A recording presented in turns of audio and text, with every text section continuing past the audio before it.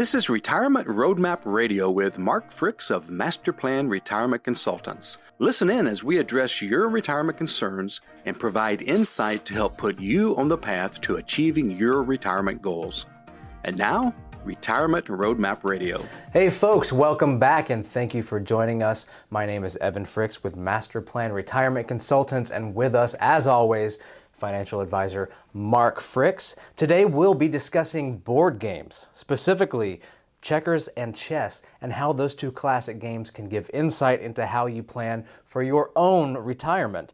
Connecting board games and retirement, we could probably make some mashup between the game of life and Monopoly, but it may not be very much fun. What do you think, Mark?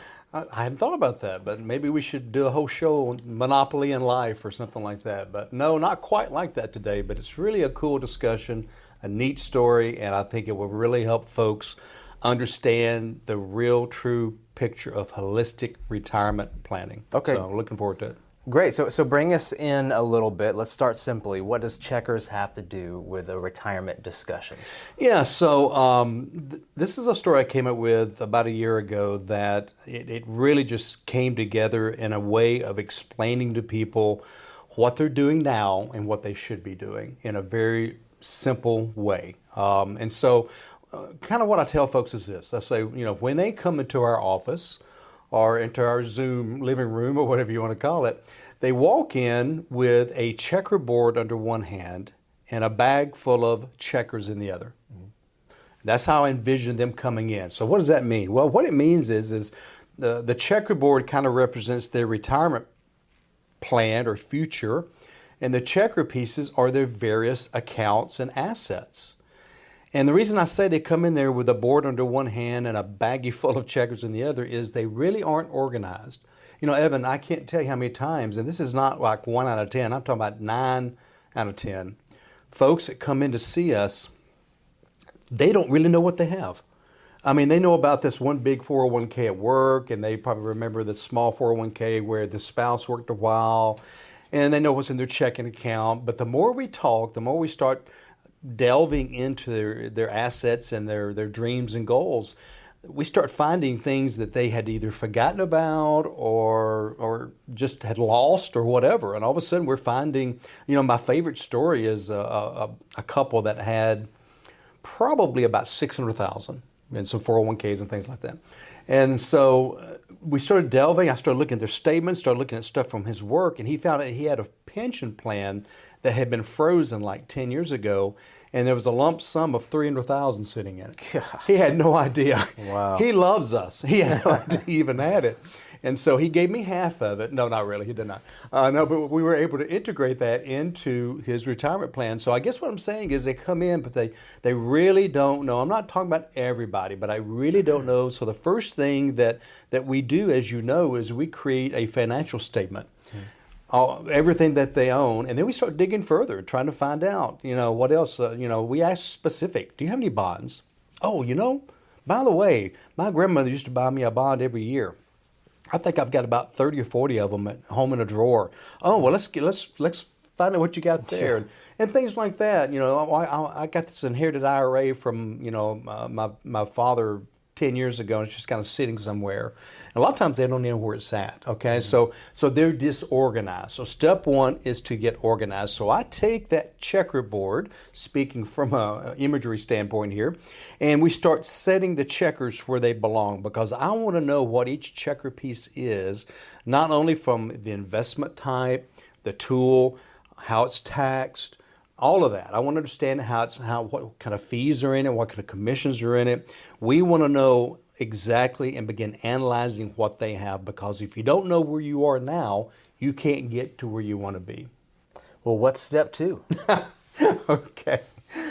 Great question.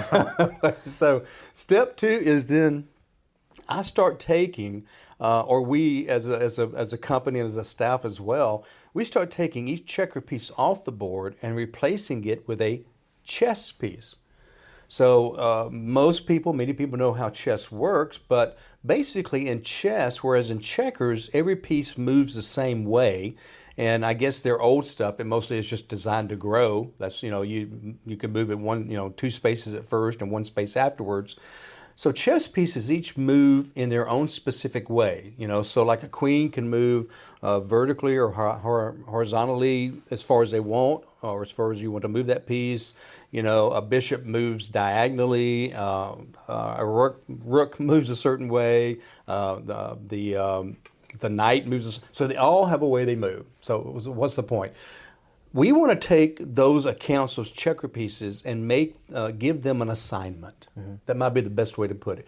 We want to attack with that piece their retirement in a specific way. Okay, so an illustration would be this. So let's say they've got 6 accounts that are all designed to kind of grow. They grow in different ways or whatever, but that's what they're designed to do. Evan, that's great when you're 25, 35, 45 years old. You need growth. You want to get to a point. But once you start getting into your 50s, late 50s, early 60s, or later, you want to design that board so that each piece is more specific. So an example I used the other day with somebody, it just kind of popped in my head. I like to use sports analogies. And so this one I came up with because it has been basketball season and March Madness and all this stuff, is that, if you've got a basketball team, you don't want your 7-footer bringing the ball up the court, okay? You don't want your little 5'8" guard, which is how tall I am, under the basket trying to rebound. They each have a job. They have a function. So when it comes to retirement planning, maybe you want one piece that all it does is produce income. It's not designed necessarily to grow. If it grows some, that's great, but we want to produce income with it. And we want to produce income that will outlast them, that will last as long as they last. In other words, guaranteed lifetime income. Not, hey, I hope I get a dividend. Not, hey, I hope this account grows. I want it to look like Social Security. I want it to look like a pension. I want a guaranteed check in their mailbox every month, regardless of what the market's doing.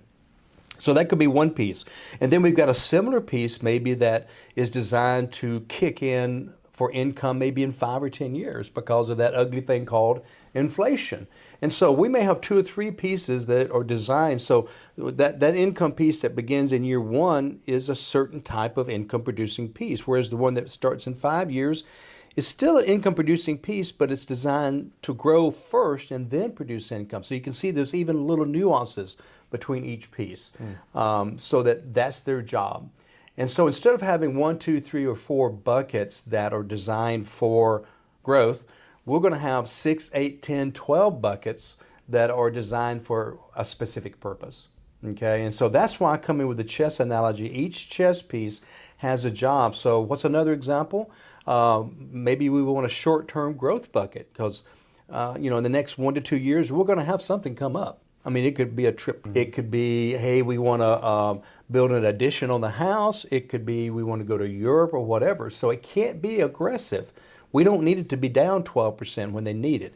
We want it to grow steadily at 2, 3, 6%. There might be another bucket that's kind of a mid-growth bucket, things we want in the next 5 to 7 years. And then a long-term growth bucket for things 10 years and beyond, like long-term care or health care. Or maybe a plan to move to the country in 10 years, whatever. And so I'm already up to 5 or 6 buckets. Haven't gotten into tax planning buckets yet. Right. Okay, so there's some tax buckets that we want to be tax-free and tax efficient, some more liquid, some less liquid. And maybe a bucket to protect against long-term care, maybe a bucket to protect against the premature death of a spouse. And so, I mean, we literally, as you know, have clients that have 16, 18, 20 buckets, whereas they used to have 2 big 401ks or IRAs. And so that's the chessboard, going from a checker, which is just, well, we got everything in growth, we hope it grows, and we hope it lasts a lifetime, as opposed to we have all these chess pieces so we can attack retirement and use the piece to attack whatever the enemy is throwing at us. And you know who the enemy is? Life, right? Taxes, premature death, inflation. I thought someone was going to say the government. Or the taxes. No, I don't want to say that. Don't say that, not the U.S. Maybe the IRS, not the government. Okay, there you go. So it's really a really cool way, I think, to look at it. And I think it helps people kind of understand this is more than just, when am I going to turn on Social Security? It's a whole lot more than that. I like that. The preliminary step of coming in with your checkers and really looking at that. And we've said this before, everyone's accounts in the first 30 years of employment are geared towards growth. So you're coming in with a lot of checkers that are the exact same piece, right? And you liken that to a sports team with a specific positions and specific jobs on the court or on the field, and you've made this connection before as well. In first grade, I played soccer, and my team was the Rice Krispies, and we all did the same thing, and basically we were just a blob. Our team and the team across the field, we were just a blob of kids just following the ball Chasing around. that ball all around. And the most fun about that wasn't even kicking the ball. I think we just liked to dive across the grass every now and then. If we hadn't dove or slid in the grass for a while, we do that, but we were supposed to chase the ball, and that's what we were taught. So we're coming in with the Rice Krispies, and then you take one player out and put in a new player with a specific position and certain skill set. Right. So Yep. that's good. And so we're taking, well, before we continue, I do want to mention one thing, and that is our website, masterplanretire.com.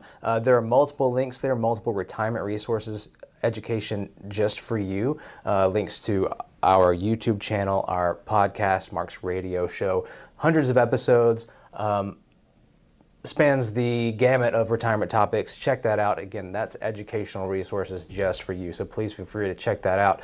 Also, and of probably more importance, there's a link to Mark's calendar. We do offer complimentary consultations with Mark. What that is a conversation, 30 minutes to an hour. You discuss your retirement concerns with Mark. We even offer complimentary reports, which would be in a follow-up appointment as well. That's retirement illustrations on income, stress tests, everything else. So feel free to take us up on that. No strings attached. You can also reach us at our office number, 770-980-9262. And that website again is masterplanretire.com. We would love to hear from you. So moving on, or continuing rather, so our first step is replacing the checker pieces with chess pieces in specific jobs. And those pieces can be looked at as what accounts or what you've been referring to them, and as we refer to them as buckets of money, whether one's a growth bucket, one's a protection bucket, one's immediate access liquid bucket, maybe one is for long-term growth. Okay, so that's our second step, is starting to allocate our assets. Is that one way that you would go about? Yeah. It's funny when people talk about diversification during their 30s and 40s. They talk about, I want some in large cap, some in small cap, some in international. With us, diversification is many, many more layers than that, as you know. And so it is, and you should not be doing this, by the way, if you're 25. At 25, you should be talking to us about how to grow your money the most efficient way. We're talking to people in their 50s and older that need to go ahead and begin lining these accounts up. So yeah, that's I think you put it very well. Okay, so and I do really like that too. When we talk about asset allocation and diversification, those are securities terms. As in, a lot of times people hear that they're thinking in the stock market itself, but this is going beyond money that's just in the stock market, whether we're using insurance products or annuities or anything else like that as well. Okay, so that's our first step. We've started to diversify and allocate our buckets into different colors of money, which was an episode a couple of weeks back. So check that one out if you haven't yet. You'll have a little bit more understanding of what we're referring to there. But for the sake of time, there's just too much to discuss. But anyways, so what's the next step? You mentioned a little bit about tax planning. So this is where I think it really gets cool. So whether you're a Star Trek fan or not, you probably remember somewhere seeing their 3-tiered chess set. Okay, and so whether it's in the movies or the old TV series or whatever.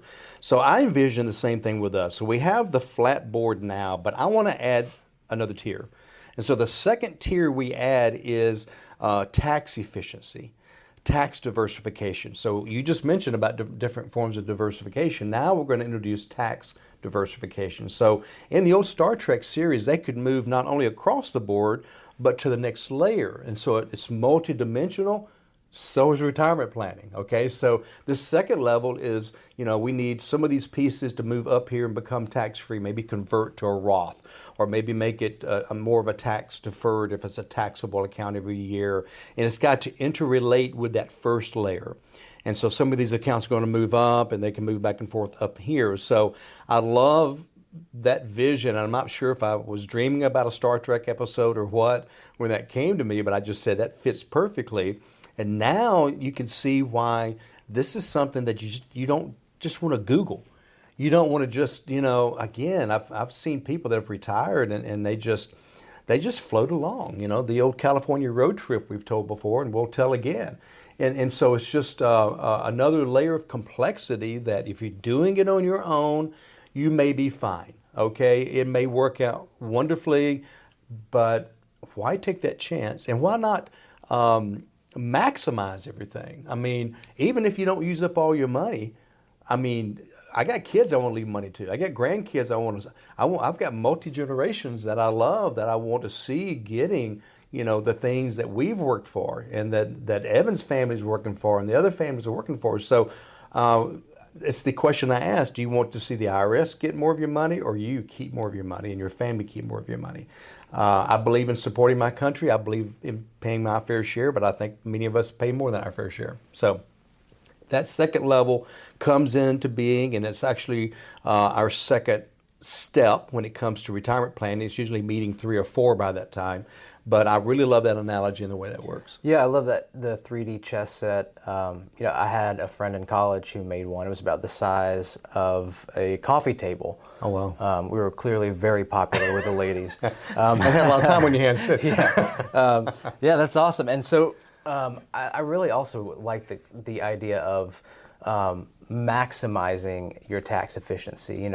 Do you have enough income per month? Are you saving enough? And that's great, but because we do have a lot of clients who have done a great job over several decades of saving and working hard, and they need to be congratulated, because we will stress test their retirement income projections, and a lot of times we have folks who could be fine, but that's the difference. Do you want to be fine, or do you want to maximize your retirement? And that goes beyond just growing funds and budgeting, but your tax planning and how much do you want to pay for taxes in 20 years from now? Do you want to pay taxes 20 years from now? You should pay taxes 20 years from now, but how can you pay the least amount? Exactly. And as we've talked about in past tax programs, is the taxes are going up. I mean, the Trump tax cuts do expire at the end of 2025, so taxes on average will go up 22% per household. Now, some less, some more, but even if it's 10 or 15%. And the fact that Medicare is going broke, Social Security is going broke, we're $31.6 trillion, I believe is the last figure I saw, in debt. Our debt payments on that have gone up because the Fed raised rates. So now instead of paying those debts at 1%, we're paying them as a government at approaching 5%. So we've got to do something, and it's going to be cutting programs and raising taxes. One or the other won't do it. It's going to take both. And so they're coming, folks. So if most of your money's in a traditional IRA or tax deferred account, and you're kicking the can down the road to when taxes will be higher, you're going to be in trouble. So now is the time to develop some of those tax strategies. So that second level is about tax strategies, tax planning. Well, just a side note, too, of that kicking the can down the road and how the snowball's building. Yeah, the taxes, the way we're looking now, exactly as you said, they look like they would likely be higher. But then you also think about, as you age in retirement, what other bills get way more expensive, healthcare, things like that. And then that's a double whammy. Then add in whoever. And what if you lose a spouse? You've lost a Social Security payment each month, maybe a pension. Yeah, it could be the perfect storm. It can really destroy a family or a couple or whatever. So. And these things don't typically happen in a vacuum. These things, that is life. Multiple things happen at the same time, so it's being prepared for those. So you mentioned asset allocation starting out as the first step, those buckets. And then we talked a little bit about the tax planning as a 3D model chess. And then you started to mention a little bit about legacy planning. Yeah, so that's kind of the third level. Oh, look at that. All right, so Like that's we the planned third it. chessboard, right? We just stumbled into that, right? We know, this is all off the cuff, by the way. So that third level is legacy planning. So it's about making sure you're taken care of if you're incapacitated, making sure your stuff's there for you. You got somebody helping you control it, so that if you can't make decisions, they're being made by somebody you trust.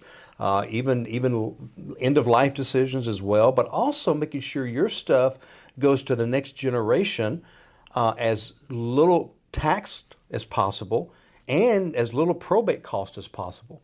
And so again, you're maximizing the efficiency. And we've had several people I've heard of that have passed away that did not do their wills. So not only did they not do any planning, they didn't even have a document in place. And so now you're really looking at legal costs. So not only documents though, but it's the plan around them and making sure the beneficiaries match up with your plan and the titling matches up. And we have, we've lost clients. We've had clients pass away, so we know what to do and how to do it. And so that's that third level. And, I know we're running out of time, Evan, but there's actually could be one or two more levels. Oh, yeah. Well, and with the legacy stuff, there's the responsibility of making sure that, your money is taken care of and the people that you love are taken care of afterwards. If that, if you have the legacy to pass that on. But also, and this is a side note, but it's a huge one from personal experience in our own family. We know the headache and some of the relationships that get stress tested when inheritance comes into play. Oh, yeah. And that can be as ugly or as easy as you want to make it. But that's other than a great death benefit, I think that legacy planning is probably the best gift you could give to your heirs. So legacy planning, and then you mentioned there are other layers as well. There could be. There could be other layers. What are a couple of those? One could be if you're a federal employee or even a state employee, but especially a federal employee is a whole nother level of complexity. As you know, we teach classes, we are certified and registered when it comes to working with federal workers and benefits. We understand it, we know it. If we come across something we've never heard before, we know where to get the answer as well. And so probably a third of our clients are federal workers, and we're getting more of those every day as well. So we check the website for future classes on federal benefits, but that's another layer that has to interact with all your other layers. And then, as I mentioned before, during our show prep, Evan, maybe you have a special needs child or adult child that is another level of complexities in order to protect benefits yet still leave money that they be taken care of. That's another area that we are experts in. There could be other levels for other people as well.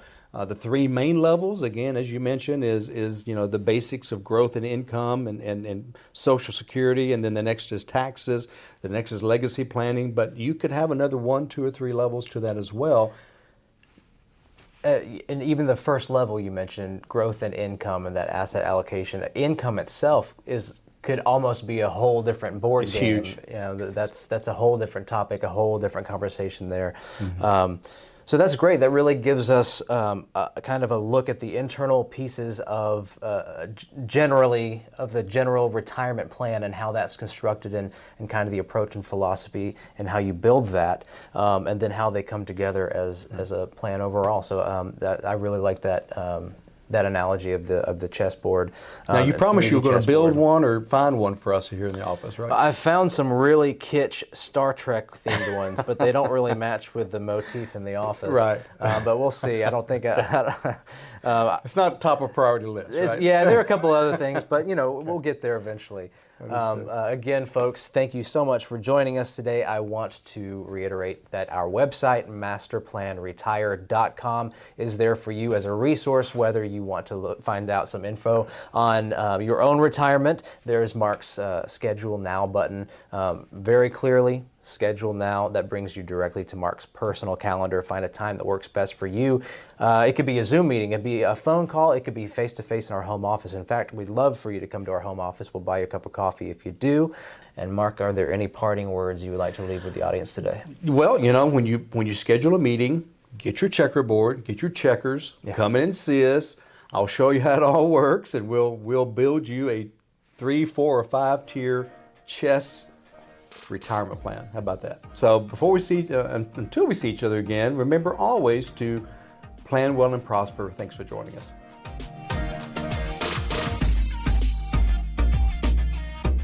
This was Retirement Roadmap Radio with Mark Fricks of Master Plan Retirement Consultants. To schedule a complimentary consultation, go to masterplanretire.com or call 770-980-9262. Thanks for listening, and remember, plan well and prosper.